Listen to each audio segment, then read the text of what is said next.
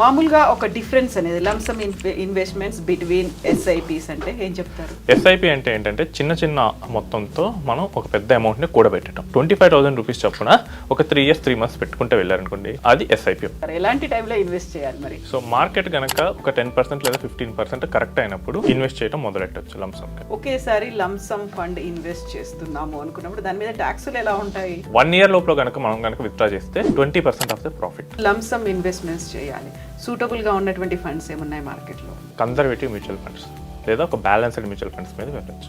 నమస్తే, నేను Kavitha, welcome to iDream. Mutual funds లో లంసమ్ ఇన్వెస్ట్మెంట్స్ అంటే ఏంటి? లంసమ్ ఇన్వెస్ట్మెంట్స్ వర్సెస్ ఎస్ఐపిలు, వీటి మధ్యలో తేడాలు ఎలా ఉంటాయి? మనతో పాటుగా ఉన్నారు ఫైనాన్షియల్ ఎక్స్పర్ట్ సాయిరామ్ గారు. హలో అండి, నమస్తే. నమస్తే మేడం. సో యూజువల్ గానే లంసమ్ ఇన్వెస్ట్మెంట్ అనగానే ఒక లంసమ్ అనగానే పెద్ద మొత్తం అనేది ఉంటుంది. యాక్చువల్గా ఏంటది? సో చాలా మంది దగ్గర పెద్ద మొత్తంలో అమౌంట్ ఒకేసారి ఇన్వెస్ట్ చేయాలని ఉంటుంది. అదేంటంటే శాలరీలో బోనస్ రావచ్చు, లేదా ఏదైనా ప్రాపర్టీ సేల్ చేసినప్పుడు కానీ, లేదా ఏదైనా ఆస్తులు పంచుకునేటప్పుడు కానీ, లేదా గిఫ్ట్ అమౌంట్స్ కానీ. సో ఇలా వచ్చినప్పుడు ఒక పెద్ద అమౌంట్ ఉంటుంది. సో వీటిని ఎలా ఇన్వెస్ట్ చేయాలి అంటారు. సో దీనికోసం మనం లంసమ్ ఇన్వెస్ట్మెంట్ అనేది చూసుకోవాల్సి వస్తుంది. సో దీన్ని ఏంటంటే చాలామంది రిస్కీ అనుకుంటారు, బట్ పర్ఫెక్ట్ ప్లానింగ్తో వెళ్తే కనుక సో దీన్ని కూడా మంచి లాభం వచ్చేటట్లు చేసుకోవచ్చు. మామూలుగా ఒక డిఫరెన్స్ అనేది లంసమ్ ఇన్వెస్ట్మెంట్స్ బిట్వీన్ ఎస్ఐపిస్ అంటే ఏం చెప్తారు? సో చాలా మంచి ప్రశ్న అండి. ఎస్ఐపి అంటే ఏంటంటే చిన్న చిన్న మొత్తంతో మనం ఒక పెద్ద అమౌంట్ని కూడబెట్టడం. సో నెలకు ఒక 5,000, 10,000 ఇలా చేసుకుంటూ వెళ్తే ఒక 5 ఏళ్ల తర్వాత, ఒక 10 ఏళ్ల తర్వాత ఒక పెద్ద అమౌంట్ అనేది క్రియేట్ అవుతుంది. సో దాన్ని ఎస్ఐపి అంటాం. లంసమ్ అంటే మన దగ్గర ఇప్పుడే ఒక 10 లక్షలు ఉంటే దాన్ని ఇన్వెస్ట్ చేస్తే ఎలా? సో వన్ టైం ఇన్వెస్ట్ చేసేదాన్ని లంసమ్ అంటారు. నెలవారీ లేదా వారం ఇలా ప్రతిసారి కంటిన్యూస్గా చేసేదాన్ని, ఒక పద్ధతి ప్రకారం చేసేదాన్ని ఎస్ఐపి అంటాం. మీ దగ్గర ఒక 10 లక్షలు ఉన్నాయి, దీన్ని ఒకేసారి పెట్టడం లంసమ్ అంటారు. అదే దాన్ని మీరు 25,000 రూపీస్ చొప్పున ఒక 3 years 3 months పెట్టుకుంటే వెళ్ళారనుకోండి, అది ఎస్ఐపి. సో ఇప్పుడు మీరు 10 లక్షల గురించి చెప్పారు. మార్కెట్ కరెక్షన్స్ అని బోల్డ్ అని కనిపిస్తున్నాయి. ఒక రకంగా వరి అనేది ఉంటుంది, 10 లక్షలు ఒకేసారి పెట్టొచ్చా అనేది ఏం సజెస్ట్ చేస్తారు? లంసమ్కి మార్కెట్ స్థితి అనేది మనం కరెక్ట్గా చూసుకోవాల్సి వస్తుందండి. సో ఇప్పుడు మీకు చూపిస్తాను. మీరు కనుక చూసినట్లయితే కనుక మార్కెట్ మనకి 2007 డిసెంబర్ ఆ టైంలో చూస్తే కనుక మనకు ఆల్మోస్ట్ 5,500 నుంచి 6,000 వరకు మనకు వెళ్ళింది. సో డిసెంబర్ మంత్లో ఆల్మోస్ట్ 6,000కి వెళ్ళింది. మీరు కరెక్ట్గా చూడండి, మళ్ళీ ఒక 6 years పట్టింది, మళ్ళీ అదే స్టేజ్కి వచ్చేసింది అక్కడికి రావడానికి. 2030 చూడండి, ఇంకా 1 year కూడా వెళ్తాను. ఓకే, సో 2013 చివరకు కూడా ఆల్మోస్ట్ మనకేంటంటే 0% రిటర్నే వచ్చేసింది. సో ఇప్పుడు కనుక మనం చూస్తే కనుక సో 2007 డిసెంబర్లో ఇన్వెస్ట్ చేసిన పర్సన్ అండ్ 2014 వరకు కూడా వెయిట్ చేసినా కానీ రిటర్న్స్ రాలేదు. ఎందుకంటే మార్కెట్ ఆల్ టైమ్ హైలో ఆయన ఇరుక్కున్నాడు. మనం లంసమ్ ఇన్వెస్ట్ చేసేటప్పుడు మనం మార్కెట్ డైనమిక్స్ అనేది కంపల్సరీగా చూడాలి. మీరు ఇంకోసారి చూస్తే కనుక రీసెంట్గా కూడా సో 2021 అక్టోబర్ చూస్తే మళ్ళీ 2023 వరకు మార్కెట్ అదే రేంజ్లో కదిలింది. అంటే almost 1.5 year without any return ఉన్నారు ఇన్వెస్టర్. సో ఇక్కడ కనుక సరైన ప్లానింగ్ లేకుండా కనుక ఇన్వెస్ట్ చేస్తే కనుక ఆల్ టైమ్ హైలో ఇరుక్కుపోతే ఈవెన్ కొన్ని సంవత్సరాల పాటు రిటర్న్ లేకుండా ఉండాల్సి ఉండొచ్చు. అలాంటి హై టైం రావడానికి టైం పడుతుంది. ఇంకా హర్షద్ మెహతా స్కామ్ అప్పుడు చూస్తే ఆల్మోస్ట్ 10 ఏళ్ళు మార్కెట్ ఎటువంటి రిటర్న్ లేకుండా ఉంది. తన ఆల్ టైమ్ హైలో పెట్టిన వాళ్ళకి దాదాపు 90sలో పెడితే మళ్ళీ 2000 ఎర్లీస్లో మళ్ళీ రిటర్న్ వచ్చింది. సో అంత రిస్కీగా ఉంటుంది lump sum investment. So what is the best time అంటే ఏం చెప్తారు? ఎలాంటి టైంలో ఇన్వెస్ట్ చేయాలి మరి? సో మార్కెట్ కనుక ఒక 10% లేదా 15% కరెక్ట్ అయినప్పుడు ఇన్వెస్ట్ చేయడం మొదలెట్టచ్చు లంసమ్కి. నెక్స్ట్ మీ గోల్ కనుక ఒక 8 or 9 years అట్లీస్ట్ ఉంటే కనుక మీరు లంసంలో ఇన్వెస్ట్ చేయొచ్చు. అప్పుడు మాత్రం ఈ రిటర్న్ లేకపోయినా కానీ మీరు ఇంకా ఉండొచ్చు. ఒక 6 ఏళ్ళు రిటర్న్ లేకపోయినా మార్కెట్ కనుక మీరు చూస్తే కనుక 2008లో చేసిన వాళ్ళకి మళ్ళీ 2015లో చూస్తే 6,000 నుంచి 8,000 వెళ్ళింది. So you will have some return. Okay, so మీరు మధ్యలో వెళ్తే కనుక రిటర్న్ లేకుండా ఉండే డేంజర్ కూడా ఉంది.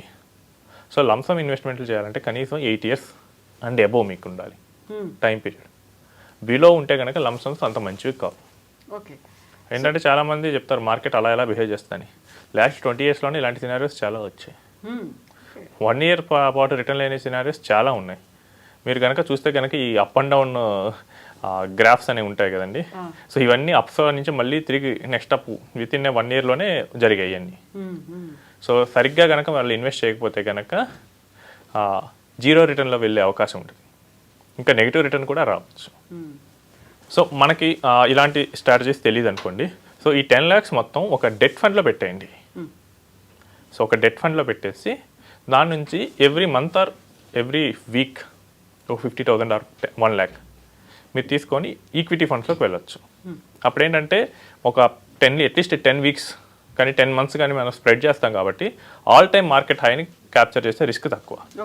ఈ ఆల్ టైమ్ మార్కెట్ హై అంది. సో ఆ తర్వాత నుంచి పడుతూ వచ్చింది. సో అప్పుడు ఏమవుతుందంటే మనకి ఈ ఇన్వెస్ట్మెంట్ వాల్యూస్ అనేవి యావరేజ్ అయిపోతాయి. సో ఎవరైతే ఇక్కడ చూస్తే 6,000 నుంచి మార్కెట్ బోటంగా ఆల్మోస్ట్ 3,000 వరకు వచ్చేసింది. సో ఇప్పుడు మనం కనుక యావరేజ్ చేస్తూ వెళ్ళామనుకోండి, మనకి యావరేజ్ ప్రైస్ 4,500 దగ్గర రావచ్చు. అప్పుడు మళ్ళీ తిరిగి 4,500 అంటే కనుక మీరు చూడండి విత్ ఇన్ 2 to 3 yearsలో వచ్చేసింది. సో ఎస్టీపీ ద్వారా నెలకు కానీ వారానికి కానీ కొంత అమౌంట్ కనుక ఈక్విటీస్లో పెట్టుకుంటూ వెళ్తే ఆ రిస్క్ అనేది మనం అవాయిడ్ చేయొచ్చు. సో దీనికి పెద్ద మార్కెట్ని జడ్జ్ చేసే స్కిల్ కూడా ఏమీ అవసరం లేదు. సో ఈ రోజుల్లో మనకి కొన్ని ఫండ్ హౌసెస్ ఎస్టీపీని డైనమిక్గా ఇస్తున్నాయి. అంటే మార్కెట్ కనుక బాగా పడితే మనకు 10 లక్షలు ఉంటే అందులో 3-4 లక్షలు ఒకేసారి ట్రాన్స్ఫర్ చేస్తాయి. మార్కెట్ కనుక చాలా పెరిగినట్లు అనిపిస్తే మనం 1 లక్ష పెట్టమన్నా కానీ ఒక 20,000 30,000 పెడతారు వాళ్ళు. సో అంత ఆప్షన్ ఉంది. సో మనం ఏం జడ్జ్ చేయాల్సిన అవసరం లేదు. ఫండ్ హౌసెస్ ఆ కాల్ తీసుకుంటాయి. సో ఇంత కన్వీనియంట్గా ఎస్టీపీస్ అనేవి డెవలప్ అయ్యాయి. సో లంసమ్గా ఇన్వెస్ట్ చేయాలనుకున్న వాళ్ళు ఆ స్కిల్ లేకపోతే కనుక ఎస్టీపీ ద్వారా మన మనీని ఈక్విటీ ఫండ్స్లోకి తీసుకెళ్ళవచ్చు. ఒకేసారి లంసమ్ ఫండ్ ఇన్వెస్ట్ చేస్తున్నాము అనుకున్నప్పుడు దాని మీద ట్యాక్సులు ఎలా ఉంటాయి? సో లంసమ్ ఇన్వెస్ట్మెంట్ కూడా అది ఈక్విటీ ఫండ్ అయితే కనుక అది ఈక్విటీ రూల్స్నే ఫాలో అవుతుంది. సో 1 year లోపల కనుక మనం కనుక విత్డ్రా చేస్తే 20% of the profit. Okay, loss వస్తే అసలు ట్యాక్స్ అనే క్వశ్చన్ ఉండదు. అదే ప్రాఫిట్ వస్తే 20%. నెక్స్ట్ 1 year కన్నా ఎక్కువ వచ్చింది. నేను 10 లక్షలు పెట్టాను, నాకు 12 లక్షలు వచ్చింది. సో ఫస్ట్ 1.25 lakhsకి ఎటువంటి ట్యాక్స్ ఉండదు. తర్వాత మిగిలిన ఎక్సెస్ అమౌంట్కి 12.5% ట్యాక్స్ ఉంటుంది. ఇందా కేసులో 75,000కి ఆ 12.5% మనం కట్టాలి. నెక్స్ట్ మనకి 1.25 lakhs బిలో వచ్చింది అనుకోండి, సారీ ఇందా కేసులో 10 lakhs ఇన్వెస్ట్ చేస్తే మనకి 11 lakhs వచ్చింది. సో 1,25,000 లోపల ఉన్నాం కాబట్టి ఆ ఇయర్ మనం ట్యాక్స్ కట్టక్కర్లేదు. సో మనకి ఈక్విటీ ట్యాక్సేషన్ రూల్స్ దీనికి అప్లికబుల్ అవుతాయి. కాకపోతే ఇది ఆల్ టైప్ ఆఫ్ ఈక్విటీస్ని మనం కన్సిడర్ చేయాలి, ఓన్లీ మ్యూచువల్ ఫండ్స్కే కాదు. సో నాకు స్టాక్ మార్కెట్లో ప్రాఫిట్ వచ్చాయి, అప్పుడు అన్ని టైప్ ఆఫ్ లాంగ్ టర్మ్ గెయిన్స్ని క్యాలిక్యులేట్ చేసి దీనికి ట్యాక్స్ వేస్తారు. సో లంసమ్ ఇన్వెస్ట్మెంట్స్ చేయాలి, సూటబుల్గా ఉన్నటువంటి ఫండ్స్ ఏమున్నాయి మార్కెట్లో? సో లంసమ్ ఇన్వెస్ట్ చేసేటప్పుడు మనం టైం పీరియడ్ చూసుకోవాల్సి వస్తుంది. సో మనం 3 to 5 years వచ్చేసరికి కన్జర్వేటివ్ మ్యూచువల్ ఫండ్స్ లేదా ఒక బ్యాలెన్స్డ్ మ్యూచువల్ ఫండ్స్ మీద వెళ్ళచ్చు. 5 to 7 years టైం ఉంది. ఒక మల్టీ అసెట్ ఫండ్స్లోకి మనం ఇన్వెస్ట్ చేయొచ్చు, లేదా లార్జ్ క్యాప్ ఫండ్స్లోకి ఇన్వెస్ట్ చేయొచ్చు. నాకు 7 to 8 years టైం ఉంటే కనుక ఫ్లెక్సీ క్యాప్ వాటిలో ఇన్వెస్ట్ చేయొచ్చు. సో ఎవరికైతే 10 years అండ్ అబోవ్ టైం ఉంటేనే వాళ్ళు మిడ్ క్యాప్ అండ్ స్మాల్ క్యాప్స్లోకి ఇన్వెస్ట్ చేయాలి. సో ఇక్కడ రిస్క్ ఎలా ఉంటుందంటే కనుక 2008 మార్కెట్ ఫాల్లో స్మాల్ క్యాప్లో ఒక లక్ష రూపాయలు పెడితే 20,000 పడిపోయింది. సో అందుకని స్మాల్ క్యాప్స్లో ఇన్వెస్ట్ చేసేవాళ్ళు కానీ మిడ్ క్యాప్స్లో ఇన్వెస్ట్ చేసేవాళ్ళు కానీ ఎక్కువ టైం పీరియడ్ తీసుకోవాల్సి వస్తుంది. సో అట్లీస్ట్ 10 years అనేది అట్లా ఉండాల్సి వస్తుంది. నెక్స్ట్ సో ఇక్కడ కామన్గా చేసే మిస్టేక్స్ ఏమున్నాయంటారు? సో కామన్గా చేసే మిస్టేక్ ఏంటంటే మార్కెట్ని టైం చేయడం చేస్తారు. సో మార్కెట్ని ఎవరు పర్ఫెక్ట్గా టైం చేయలేరు. మీరు కనుక చూసినట్లయితే కనుక సో మార్కెట్ కోవిడ్ అప్పుడు చూడండి, సో ఫస్ట్ పడుతూ వచ్చేసింది. విత్ ఇన్ ఏ మంత్ ఇవన్నీ జరిగాయి. సో మార్కెట్ అంతకుముందు కనుక చూస్తే 12,000 ఉంది. సో తన బోటమ్ 8,600 దగ్గర అయింది. సో 12,000 నుంచి 10% వెళ్తే కనుక ఆల్మోస్ట్ 10,000 చేంజ్కి వచ్చేది. సో దాన్ని కనుక బోటమ్ అనుకుంటే కనుక మిస్టేక్ అయినట్టే. సో 10 నుంచి 9 అయ్యింది, 9 నుంచి 8,000కి వెళ్ళింది. సో పర్ఫెక్ట్ బాటమ్ని ఎవరు క్యాచ్ చేయలేరు మార్కెట్. సో అలా ట్రై చేసి పెట్టిన వాళ్ళందరూ చాలామంది దెబ్బతిన్నారు. సో మార్కెట్ని కనుక ఇలా ట్రై చేసి సరిగ్గా వాళ్ళ కాల్ కనుక వర్క్ అవ్వకపోతే కనుక లంసమ్ ఇన్వెస్ట్మెంట్లో చాలా హెవీ లాస్కి అయితే వెళ్తారు.